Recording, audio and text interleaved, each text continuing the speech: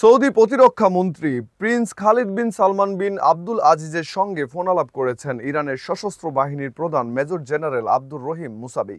বিস্তারিত থাকছে ডেস্ক রিপোর্টে।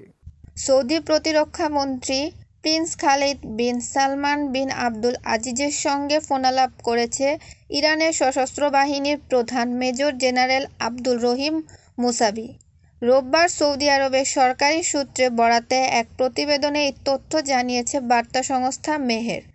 ফোনালাপে তারা প্রতিরক্ষার ক্ষেত্রে দ্বিপাক্ষিক সম্পর্ক পর্যালোচনা করেছে এবং আঞ্চলিক উন্নয়নের পাশাপাশি নিরাপত্তা ও স্থিতিশীলতা বজায় রাখার প্রচেষ্টা নিয়ে আলোচনা করেছে বলে জানিয়েছে মেহের। ইরানের সশস্ত্র বাহিনীর প্রধান হিসেবে দায়িত্ব গ্রহণের পর সৌদির প্রতিরক্ষা মন্ত্রীর সঙ্গে এটি ছিল মেজর জেনারেল মুসাভির প্রথম ফোনালাপ। গত 13 জুন ইসরায়েল ইরানের বিরুদ্ধে হামলায় শুরু করে এবং 12 দিন ধরে তেহরানের সামরিক, পারমাণবিক এবং আবাসিক এলাকায় আক্রমণ চালায়। ইসরায়েলের সমর্থনে গত 22 জুন যুক্তরাষ্ট্র ও ইরানের 3টি পারমাণবিক স্থাপনা নাতাঞ্জ, ফোর্দো ও ইস্ফাহানের বোমা হামলা চালায়।